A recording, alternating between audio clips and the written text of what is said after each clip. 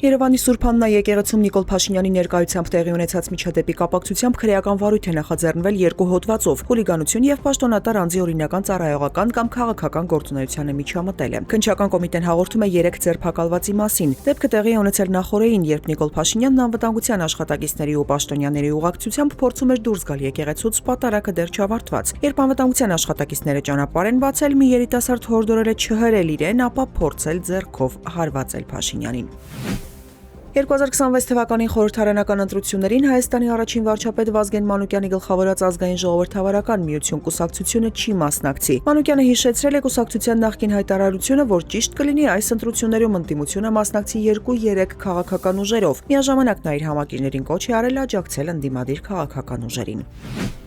Հայաստանի ամերիկյան համալսարանը հայտարարել է, որ մարտի 30-ին բոլոր դասերը կանցկացվեն առցանց անվտանգության նկատառումներից ելնելով։ Որոշումը կայացվել է հաշվի առնելով Իրանի կողմից Արևմտյան Ասիայի եւ Մերձավոր Արևելքի ամերիկյան համալսարանների հասցեին հնչեցված սպառնալիքները։ Միաժամանակ բուհի հայտարարությունում նշվում է, որ համալսարանի նկատմամբ որևէ ուղղակի սպառնալիք չի արձանագրվել, խոճապի պատճառ չկա։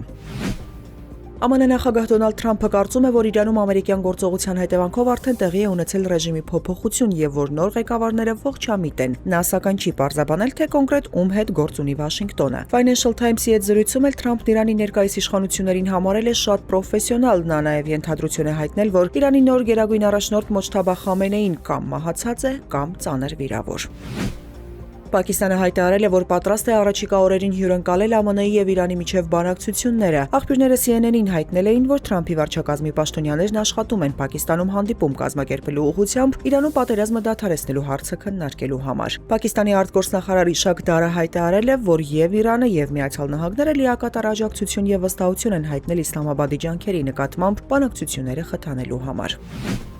100,000 տոննա նավթ տեղափոխող ռուսական Անատոլի Կալուտկին լցանավը ժամանել է Կուբա, հայտնել է Ռուսաստանի տրանսպորտի նախարարությունը։ Ներկայում այն բեռնաթափման է սպասում Մատանսաս նավահանգստում։ Կուբան ԱՄՆ-ի կողմից նավթային շրջափակման պատճառով էներգետիկ ճգնաժամի առջև է կանգնած։ ԱՄՆ նախագահ Դոնալդ Թրամփն ավելի վաղ հայտարարել էր, որ չի առարկում Կուբային նավթի հումանիտար մատակարարմանը, այդ թվում Ռուսաստանից։